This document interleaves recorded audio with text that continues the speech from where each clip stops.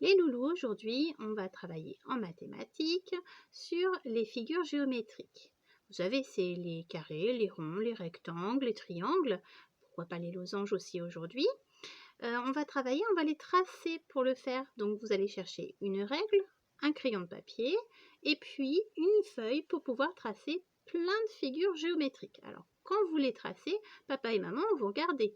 Vous vérifiez que les propriétés que vous connaissez sur ces différentes figures sont respectées. Intuitivement, vous allez voir, ils vont normalement respecter les égalités de longueur et les angles.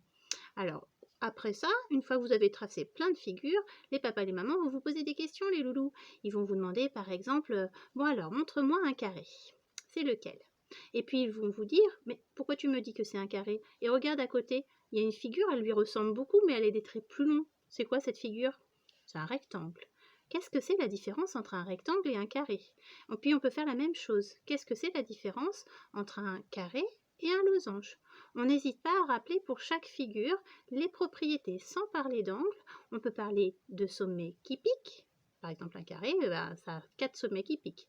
De longueur, par exemple, dans le carré, il y a 4 côtés de même longueur, alors que dans le rectangle, ce n'est pas le cas. Il y en a 2 qui sont pareils et puis 2 autres qui sont pareils ensemble. Voilà, on parle des propriétés qu'on connaît sur les différentes figures.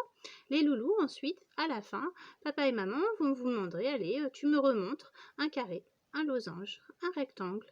Et puis, vous montrez un dessin et vous dites, ça, c'est un carré, ça, c'est un rectangle. Allez, travaillez bien les loulous.